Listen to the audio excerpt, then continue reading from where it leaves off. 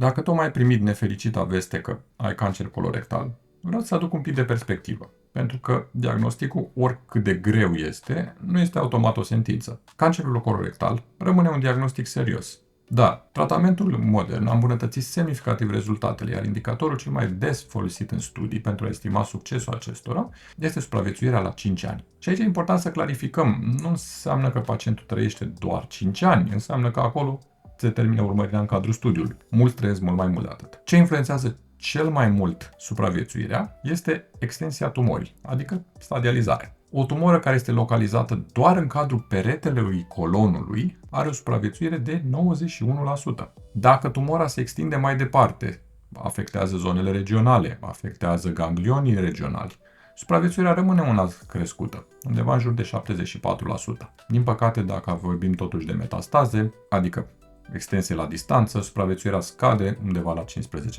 Dacă luăm toate stadiile la un loc, să zicem suntem în stadiul în care nu știm încă care ar fi stadializarea, supraviețuirea per total este de 65%. Concluzie.